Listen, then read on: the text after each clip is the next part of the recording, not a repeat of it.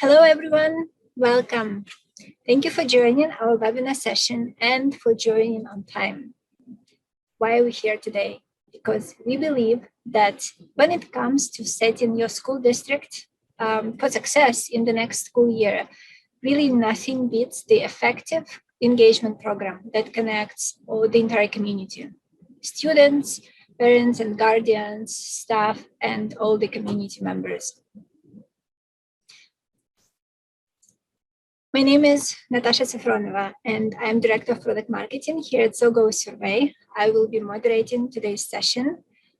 And here on the call with me, I have Melissa Kratt and Ian Crowley of SoGoSurvey, my colleagues who are going to reflect on this past school year and really help us to explore the smart ways how to optimize engagement efforts without overspending, which we know is really important. Collectively, Melissa and Ian have over 20 years of experience in teaching students, in training educators, and also in implementing technology solutions for community engagement in districts across the country. The goal of today's session would be to share some actionable ideas to improve your district community engagement and also cut costs. Our presenters are going to share 7 tips around strategies to encourage student voice and parental engagement, some best practices for empowering staff members and also recognizing their contributions, turning feedback into more useful insights, reports, action, and also criteria for choosing the right solution for your needs and definitely on your budget, which again, like we know, is really important. Before we begin, let's go over a few housekeeping details just to make sure that we all have the best webinar experience possible. As you may have already noticed, all the attendees were muted by default. But if you have a question or a comment at any time during this webinar session, feel free to type it using the Q&A widget that is on the bottom of your screen. I will bring it up with the presenters at the earliest opportunity. And also, if you have any if you cannot hear or cannot see anything, feel free to just send me a quick message in chat so I could look into that. Our goal today is really to make this webinar as interactive and conversational as possible. We would like you to make the most of your time. And I'm really excited to let you know that we have prepared 3 Amazon e-gift cards to give away to the active webinar participants. And all you need to do to be entered in the drawing is just being engaged here with us during the next 40 plus minutes. Now, to make sure that we all understand what I mean by saying being engaged, let's take this quick poll that I'm going to bring up on your screen in a moment. All right, so you should see the pop-up window on your screen now. Please choose one option that you think best defines what does it mean for a webinar participant to be engaged during the webinar session today. Yeah, it's really simple, quick question. I see responses are coming in. So a few more seconds before I close the poll for you to make your final selection. All right, I am going to close the poll now and let's look at our results. Here we go. So yeah, here are the results. So as you could see, even something as simple as the webinar engagement, we have a variety of opinions here. Guess what? In this case, there is not an incorrect answer.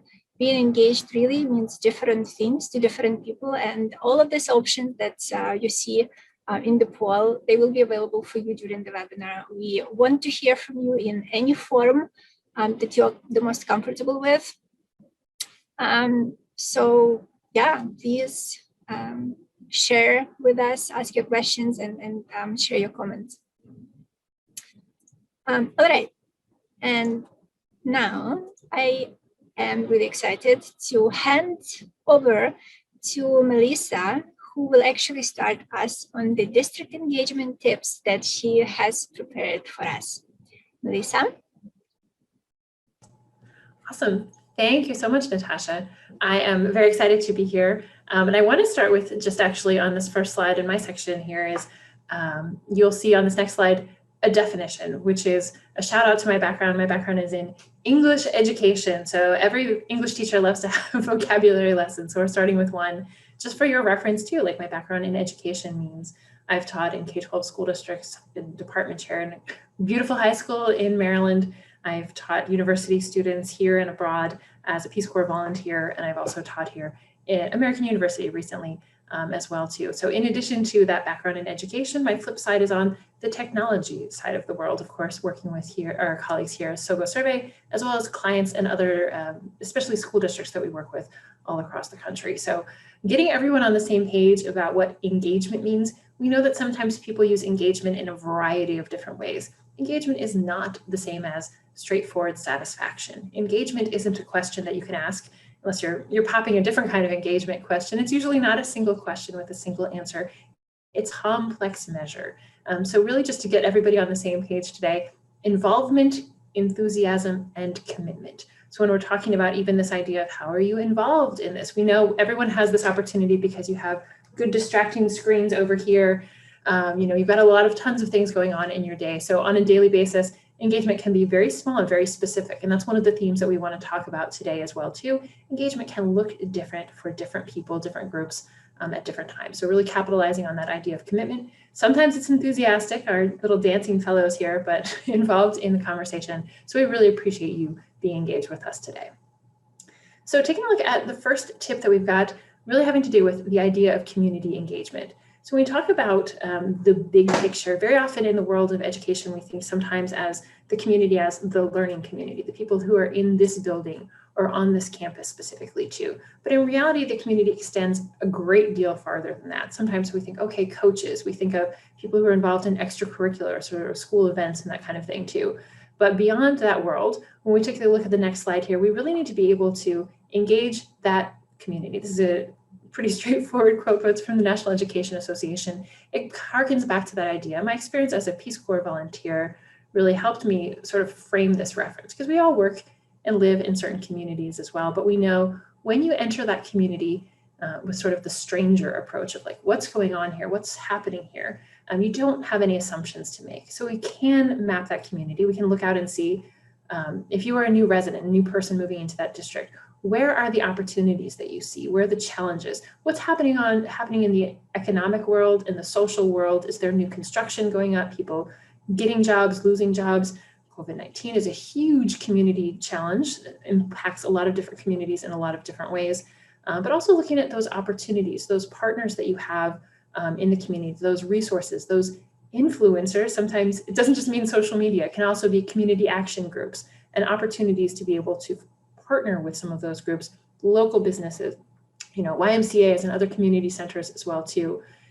Figuring out who those partners are that you have, that's a huge piece in understanding your community as well. And again, it seems a little funny for, of course I know my community too, but it's a really valuable exercise looking at things from sort of the perspective of the new resident or sort of the stranger in town. I think the last thing I would point on that too is if those people are coming into your school district, into your neighborhood, how are they measuring? What reputation does your district have in that area? So what kind of place do you have on their map as well too? I think it's also an opportunity for self-reflection. Do people see certain schools of choice in your district, certain neighborhoods that are more preferable to live in? What are the challenges that are presented by that sort of decision-making that you already know is happening? Online reputation management, of course, isn't just for marketing conversations, it's for school districts and school choice as well. So the big picture community, the first tip. The second tip that we're looking at is zooming in a little bit more on the idea of family engagement. So we spend a lot of time on this.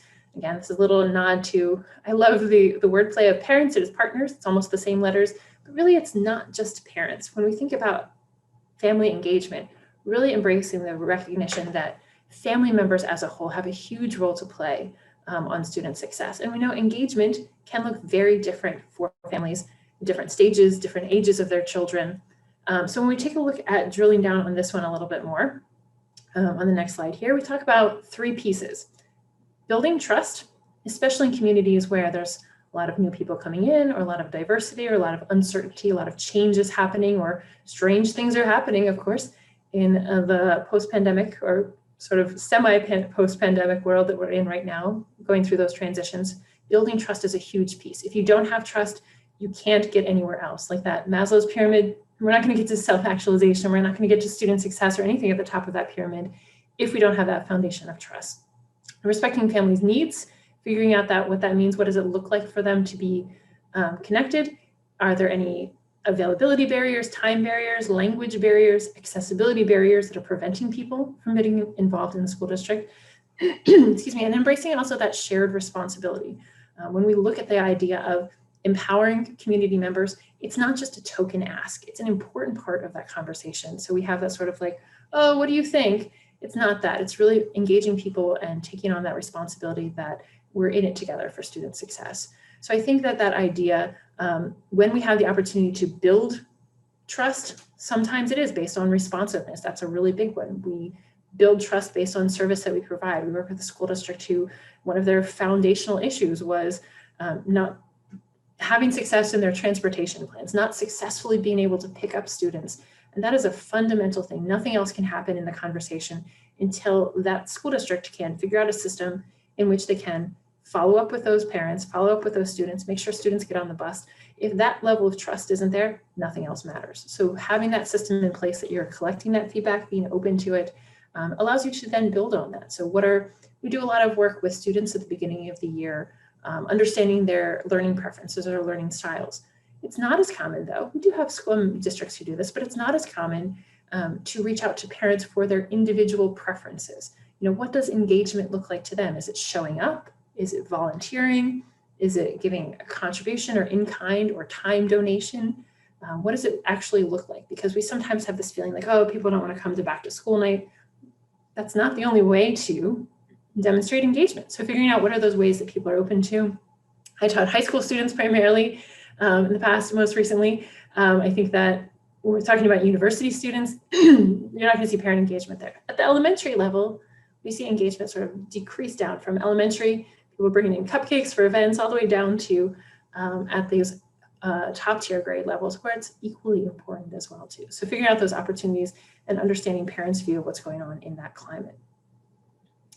So the next piece that we have, of course, we've got sort of the narrowed view. We've gone from community to family. Here are students, of course. Students in most cases are at the top of the list, but we also don't actually make the time sometimes to hear from them. I think there's 2 pieces to this: encouraging and listening to every voice. We have a lot of opportunities for students to share feedback.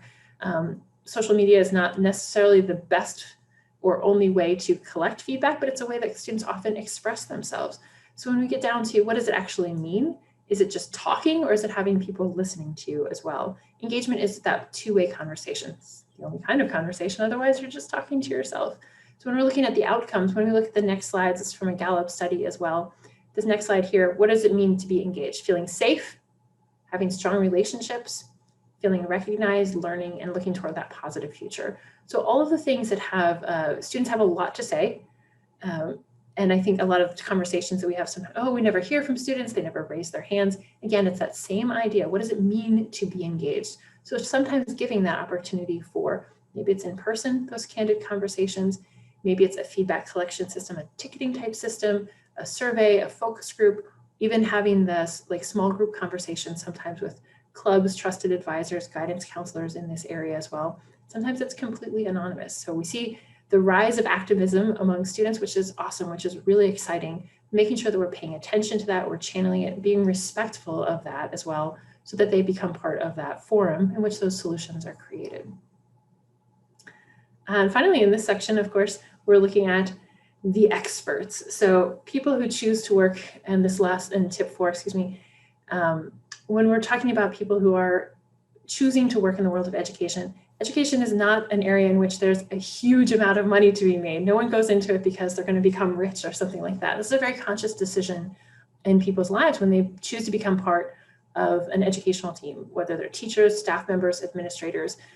It's not an accident. These are people who believe in the importance of learning, the ability of people to improve their lives, to improve what they understand as well too. So prioritizing their own personal and professional growth too. We take a look at actually the same Gallup poll on the next note here. K-12 teachers' positive responses are consistently lower when asked about whether their opinions count. So this is extremely unfortunate because there's no better representative of what's happening in your school district than, of course, teachers, people who are interacting, staff members who are interacting with students on a daily basis and interacting with their parents. They're the ones who are creating that image, that reputation of your district as well too. So a couple of things to highlight here. One of them is that building that personal and professional growth, those opportunities for meaningful review practices. We know there are all kinds of review processes where somebody just sticks their head in the door and says, how's it going in here? And was that your annual review? Is it the quarterly? Does that count for anything? What that process looks like, having teachers be involved in helping to drive that performance review and annual reflection as well. Teachers are excellent excellent reflectors. Educators know that there's a reason that we're going through this practice. And when it's a genuine effort to partner with people to improve their own learning, improve their own performance, that's what we're looking for. No one wants to, gotcha, oh, I walked into your class and some students had their head down. Like, that's not a good partnership. Like that, have the conversation and be respectful of people's experience as well too. I think the other piece we mentioned a little bit earlier is that idea of recognition. Recognition is extremely important in this area. And whether it's saying, we have sometimes districts who will do an inventory of needs and strengths. If I find out that I'm somebody who has some expertise in a certain area and I can help teach my colleagues, do that professional development, do that workshop, or identify there's a need that I have, that internal relationship, rather than bringing in sort of the outside expert or the consultant to come in, if we have that expertise in-house, that's an amazing thing to be able to capitalize. It recognizes your colleagues as the experts in their fields, as they are, even about unexpected things sometimes. But also that idea that recognition can also be simply paying compliments, having those systems in place where you're regularly collecting feedback. Do a good job with this, the caught you being good kind of program where for students to get a pencil or a sticker or whatever it is. Maybe you do want a pencil or a sticker too. It doesn't have to be financial all the time. Sometimes simply that shout out, even in a faculty meeting, in a newsletter, forwarding an email that you've gotten on behalf of some staff members' good work. All of those things are important. We know we've got this unfortunate study too. We know that engagement is very low. Low engagement leads to churn, leads to retention issues, and getting a new team member, a new colleague up and running in the school system, it requires a lot of work. It requires a lot of training, both from the sort of practical logistics and as well as the culture of that institution as well. On average, we had this number of 2019 from the National Center for Education Statistics. On average, as of 2019, a school loses 3 out of every 20 teachers a year. And after the year that we've just had, those numbers are unfortunately going to be impacted as well too. So making the most of expertise by learning from the experts. I've got a lot to say about this one, but I know we're going into the next poll here, so I'll pause it there. So we are looking then at all of these, brain-based learning. Stop, let's stop talking, start listening, start being active, right? So I think, Natasha, we have this poll on who are the hardest to reach members of your community. So if you just take a moment, notice this is multiple choice too. All of the above is not an option, so please take a moment to share your thoughts too. When you're thinking especially about those people that you are concerned about, working toward targeting, getting feedback from in the new year. So I'll give you just a moment.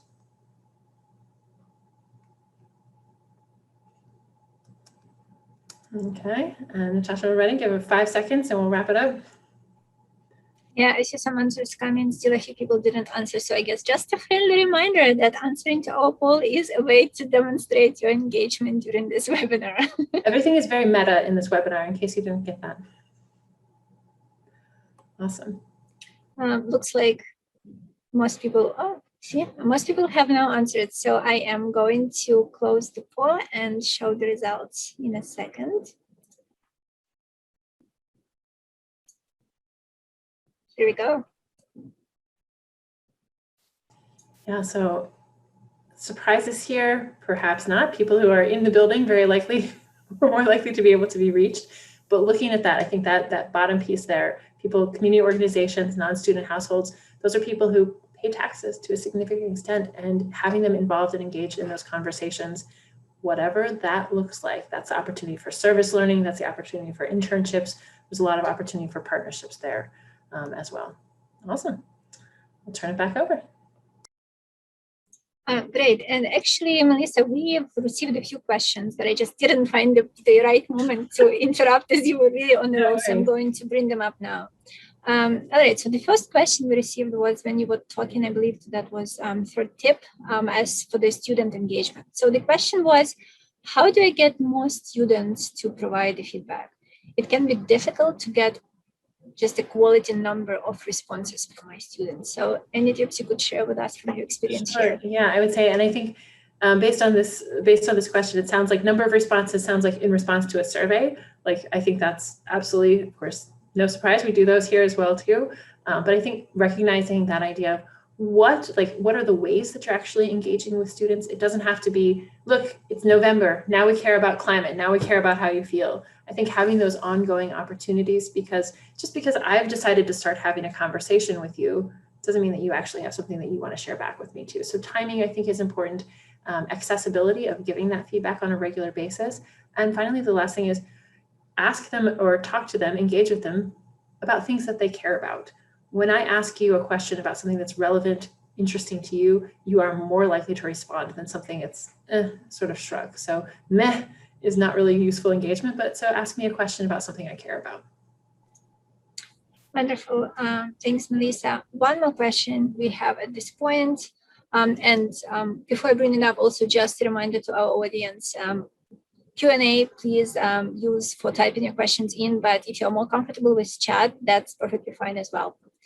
All right, so the next question we have is, speaking of anonymity, even though the surveys I'm sending out are anonymous, I'm having a difficult time convincing my students and their parents that this is actually the case.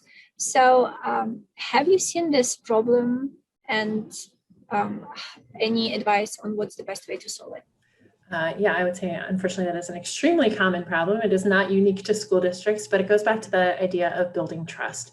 And sometimes it's something that you're not going to be able to get, when we talk about response rates, everyone wants more responsive, but sometimes it's a cyclical conversation, right? The idea of like, I've asked for feedback and I want you to see, here's the feedback I've collected, sharing the results, sharing the reports, that transparency, as well as follow-up. In our recent project or a recent survey, a recent focus group, we learned X.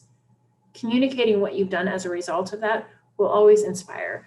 So that's about response rates in general. And for anonymity specifically, that's really important as well too. Minimizing the number of questions that you're asking. Like, if you are a teacher who has this many years of tenure and you work at this school district and you're in this department, like, stop asking so many qualifying questions, especially if you're just starting that conversation. Give people the option whether to self-identify or not. And then prove that you're using your powers, using your data for good. Great, thank you. So at this point, we have no other questions, and I believe we are ready to transition to our next presenter for the day, Jan. Thank you very much. Thanks, Natasha. I appreciate the introduction at the beginning as well. So like Natasha mentioned, I'm the Director of Sales here at SoGo. I have more than 10 years of experience in the technology space and helping provide solutions to organizations and school districts as well, and certainly with a focus on the latter as of late. So the first thing that I want to touch on is measuring what matters. So I think Melissa did a great job in terms of the tips of providing the underlying foundation. We know that there are all these different stakeholder groups that we need to engage with and consider. But then how do we turn that into action? How do we identify what matters most, and how do we define success for our school district, for instance? So consider the metrics you're currently tracking, where the gaps are in your community, and are you really getting the full story of what's happening in your district across all those different groups that we mentioned? Now, in recent years, we've seen a shift in how success is defined in public schools.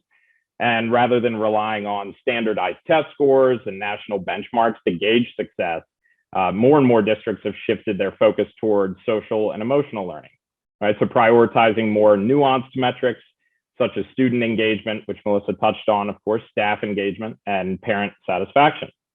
So if we move to the next slide, so this was a recent Gallup study that surveyed more than 1,800 superintendents across the country. And the findings were very interesting. What it found was only 9% of superintendents surveyed indicated that standardized test scores were very important in measuring the effectiveness of a public school. Right? So that's a very low number. On the other hand, 91% considered student engagement to be very important in determining the success of a school. And so you also heard Melissa touch on, I mentioned student engagement. There was another study that found 53% of students are either not engaged or actively disengaged with their school. And this was a survey of more than 110,000 students. Right? So this may or may not be the case in your district, but as you look to determine what metrics matter the most to you and how success should be defined in your district, these are some things to consider.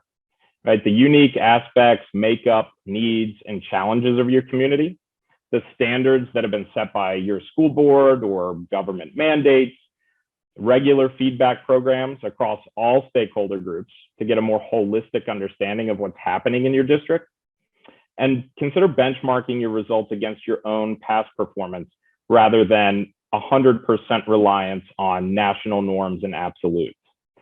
So implementing a reliable solution like SoGoSurvey allows you to take a deeper dive into your data to uncover those critical insights to help you set the right priorities for your district, your surrounding community, and really helps you break down the factors affecting student and stakeholder engagement, from parent and faculty involvement all the way to school safety. We know all of these things have a big impact. And regular feedback is really critical so that you're staying informed and getting the insights you need to learn why students and staff members aren't engaged, what's holding them back, and what steps you need to take to help them flourish. And the districts we work with, and many that I've personally worked with, have been successful in implementing these feedback programs, recognize some very real and tangible results. And just to name a few, some of those are a boost in reputation and positive culture, increase in student enrollment, improved student and staff engagement, and as we know, that leads to higher rates of retention. And so next I want to touch on, this leads us essentially into another metric, which is extremely critical. But it's really a shift in culture as well, if this is something you currently are not doing. So we're going to talk about the benefits of prioritizing customer service across all your different stakeholders. And when we say that, we mean internal and external. We're talking about teachers and staff members as well. And so customer service, you may think of it, it may sound like a corporate buzzword, but the reality is that school districts are constantly doing customer service. Right? In a district of 10,000 students, you may have a few thousand customer service interactions per day. Right? And upwards of 70% of school districts don't meaningfully quantify and measure their level of customer service. And for those that do, it's typically in a very ad hoc fashion. And if you're not currently prioritizing and measuring this, theoretically, it's impossible to understand the impact it's having in your community. And more specifically, the reputation of your schools, student success, staff engagement, retention, again, the list goes on and on. So establishing an open bi-directional channel of communication with stakeholders is one of the first steps to providing excellent customer service. And this can be literally as simple as a tab or form on your district's website where parents, students, community members can submit questions and concerns and suggestions in real time. And you can ensure that feedback is rerouted to the appropriate departments. You can set standards to hold staff members accountable for responding to stakeholders in an appropriate and timely manner, right? Responsiveness is certainly one of the most important components of providing excellent customer service. And once you've implemented a simple program like this, administrators can track customer service metrics in real-time dashboards. You can track progress at the overall district level, the individual school level, And you can consider using these metrics to incentivize and recognize leading schools, departments, and faculty for their dedication in providing excellent customer service. And that's certainly something that I've seen in many of the school districts I've worked with. And prioritizing customer service, like I mentioned, it does require a bit of a culture shift if it's not something you're currently doing. So it's not a change that can be made overnight. It definitely requires buy-in from the entire district, the administration, down to every department and staff member. So consider a gradual and more phased approach to strategically implement a solution like this and a plan to promote a higher level, of customer service to all your stakeholders. And we can move on to the next slide here. So the last tip that I'd like to touch on is meeting the need, right? So what we're going to talk about here is aligning all the different departments in the district, right? Taking inventory of the current technology that's being used and your technology needs. And then last but not least, and arguably most importantly, how to determine what factors to consider when you have an upcoming school year or you're evaluating different solutions to promote stakeholder engagement. So one of the first things that you want to consider is alignment across all schools and departments within your district and taking inventory, right? Make it a priority to understand what technology is being used, which teams or faculty members are using them, how they're being used, and what you're spending. So I can't tell you how many times I've spoken with districts where they know and are aware that several different vendors are being used for the same thing, for feedback management, but they don't know what those vendors are, how they're being used, or how much they're spending on them. So that can be a very difficult thing to find out without that sort of alignment, right? And why is that a problem, having multiple vendors for feedback management? One is it's completely cost inefficient, right? Secondly, the data is living in silos. If you have a lot of instances of individual software, individual staff members conducting their own surveys, that data is siloed off from everyone else in the district. And this creates a scenario where it's extremely difficult to take action on your data. There's a lack of accountability, transparency, and oversight, gaps in data security, lack of consistent branding and messaging from the district that's going out. So that's literally just to name a few, right? The list goes on and on, but there are extraordinary benefits to consolidating the technology being used. So not only are you saving on cost, which is obviously a huge factor, you're saving time because you're simplifying processes and streamlining. There's team collaboration, so everyone knows what's going on and what projects they're working on together. You've strengthened partnerships with your vendors, and there's enhanced security, oversight, and accountability, right? So the district is able to look at how the tool is being used, who's using it, what you're spending on it. Those questions become very easy to answer when you consolidate your technology needs.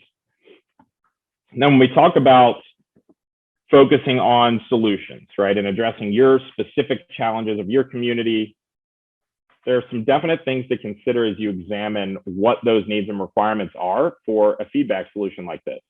Number one is we have DIY versus managed services, right? So these are two big sectors in the feedback management space.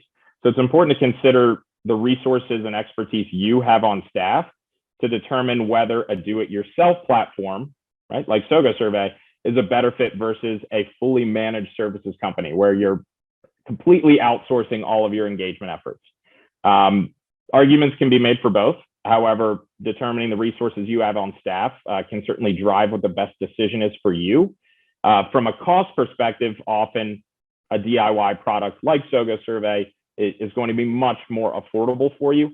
And there's also a lot of benefits to it. You have total control over the data, flexibility, and outsourcing your engagement initiatives entirely, you lose some of that control. And like I said, it's often very pricey. The second thing you want to consider, and this goes without saying, but of course, budget, right? So there's a wide range of engagement platforms out there at many different price points. So consider your needs in terms of the features and functions that you need, and do your best to align those with a system that fits within your budget. Thirdly, amount of support that you need. So this kind of goes back to point one in terms of, what kind of resources and expertise do we have on staff, but make sure you understand the type of support that your administrators and staff who are implementing these sorts of programs and administering these surveys will need to be successful with your engagement initiatives. Then we have data security needs, right? So I mentioned this as a benefit of consolidating your technology, but you're likely collecting sensitive student data. You may have students logging in to leave feedback with their student IDs or pre-filling certain information. Make sure the platform you're using meets the highest level of data security standards, for instance, ISO 27001, which SoGoSurvey is completely certified in. And then lastly, the experience of your participants. All right, so this is extremely important. Consider the features and capabilities that you need to ensure that smooth and easy participation experience across all your stakeholder groups. So students, parents, community members, staff. For instance, multilingual functionality would be critical for more diverse communities to make sure that you're being fully inclusive and reaching every corner of your district. And that wraps up the 7th tip there, and that's mainly what I wanted to highlight today. So what I'm going to do now is pass it back over to Natasha, and I believe there may be another poll. We'll open it up to some questions, and we'll go from there. Thanks, Ian. Yes, you are correct. The next thing we wanted to do is just a quick pulse check. And we are going to quickly do that and just let everybody know. Then we are moving on into the Q&A section of our webinar. I've seen that several questions were coming as Ian was speaking. I am going to bring those questions up in just a moment, so be with us now. The one thing we wanted to ask you now, when we went over the 7 tips, so you see this question on the screen, and we are going to do things a little bit different. So instead of bringing a poll up this time, just look at this question and the answer options, and just use either Q&A or use the chat box and type the number of option that resonated the most with you out of 7 tips that we covered. And while you're doing that, in case you might be wondering why we're not doing this as a poll, it worked so well for us in the beginning of the webinar. So there are a few reasons I wanted to do this differently. One, definitely, just mixing things up a little bit. And also to use this as a reminder for all of us that really there are so many different ways for us to connect and to engage. We shouldn't just really limit ourselves to just polls or surveys, let's say. Also, wanted to make sure that everyone knows where those Q&A widgets and chat widgets are, as again, we would love to hear from you. We're going to have a Q&A. A few minutes, about 10 minutes left for Q&A. Really love to hear your comments, any questions you might have for our attendees. Just make sure you know how to do that. And while I was chatting, I see the answers are coming. So thank you for sharing that. Again, there is really a variety of those answers there, which again, we all are different. So obviously, all these different things resonate with us. I guess sort of a trend I see here is number 1. Many people voted for number 1. So looking at the full big picture. Let's see, number 6, 7 is also here a lot. So fantastic. All right. Well, again, thank you for all of these answers. Opening the floor up to your comments and questions at this point. And to get us started, I'm just going to bring up a few questions that we have already received. So actually, there is also, it seems like there is a trend with the questions happening here. So the both questions we received are in relation to the board members. So the first one I'm going to bring up here would be any tips that you could share for board members to engage and create those meaningful conversations for between all players in the community, between the district and community. Yeah, I can start that off too. I think we've worked with a lot of board members, and we know school boards are very different in different communities. Sometimes there are people who we see in the grocery store, and sometimes there are people who are sort of very remote and removed. So keeping those channels of communication going, I think is really, really important. So a lot of times there are very specific processes in many districts and many, when we have a meeting, this is the time for public comment, then that time ends. It's of course because otherwise meetings would just go on for a really, really long time. So there's some logistics benefits there too. But I think having in mind that idea of being able to have that continuous feedback. So we sometimes call closed loop feedback management, knowing that if people are going to give comments to us, it's not just during this half an hour or this hour, it's an ongoing thing. So we've talked about it before, being available for people whenever they have those needs. So Ian's mentioned having a tab on the website or whatever it is, even if it is connect with the board specifically. We have boards that lead the way in that direction, finding out what is it that people want to talk about, want to connect about. It's very hard to anticipate, and sometimes boards or any other administrators specifically too are looking for data to use to inform decisions, and sometimes that data becomes outdated, right? If we're looking at data. So I'm even laughing about some of this data. 2019 seems like a lifetime ago. So many things are very different since then. So keeping that fresh data coming in, I think is a huge piece, and setting the example for the rest of the district as well too. Like here, we're always open, whoever you are, whatever you have to share with us. Integrating that in your normal systems, I think is a really important piece. I'm sure Ian has other things to add to that, but that's my 2 cents. Fresh collection. I think you covered it very well. Fantastic. All right, then the next question is also related to the similar topic. Actually, more like a comment. So as a board member, I often feel my opinions and thoughts are not taken seriously. Any advice we could share here? I would say, first of all, I'm sorry to hear that. Like that is not a good position to be in, especially, like I said, boards are very different in different communities too. And it should be a position of respect. It should be a position that we are, we put people into this position for the sort of greater good, to make sure that they're able to help us all make good decisions, because not every community member either has the time or willingness or inclination, ability to be able to be involved in those conversations too. So I think being able to be proactive, being able to find out, being able to set those examples, I think sometimes it is also a little bit of that lead by example, but also some networking as well too. When you have that awareness, I'm going to go back to community mapping because it's such a huge opportunity for us. When you have those, this is the coffee shop that I go to, or this is the gym that I go to. When you start to recognize and build up a little bit of your reputation, sometimes in some cases, that sense of awareness of, hey, by the way, because I'm a school board member, I'm really interested in hearing from the entire community. So being proactive about that outreach a little bit personally and with other board members as well as a collective, I think being able to bring something to the conversation, I think is always useful. Like I have done the work, I've done the research, I have the expertise, I have the members of the community who are willing to get involved as well too. So I think the proactive approach is always useful, because if you're dealing with a group that is not interested in feedback, they're probably not that interested in learning either, which is a significant challenge for a school district. So getting everybody on the same page with those goals, I think is a huge piece to start that off with.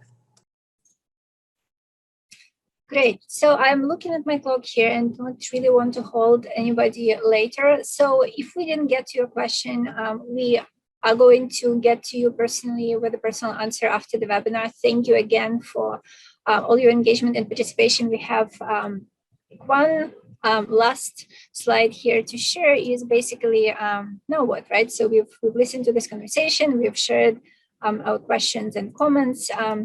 From our side, we have recorded the webinar. So the webinar recording, the slides will be available to you. We're also going to share with you the community engagement checklist. And all those materials will be available to you. You will get an email within the next 24 hours. So setting our expectations there. And as I mentioned in the beginning, we have the 3 Amazon e-gift cards. So our 3 lucky winners will also receive those nice tokens of appreciation. We really loved having you here and helping us to make this webinar an engaging conversation. And finally, unsure where to start, want to learn more, have more questions, please do not hesitate to reach out to us. We would always love to hear from you, love to have this conversation. Here is a link on the screen here. Just reach out to us for a free personal consultation. Our experts would love to share their experience and to talk with you. And on that, I would really like to thank you for your time today. It was a pleasure having you here.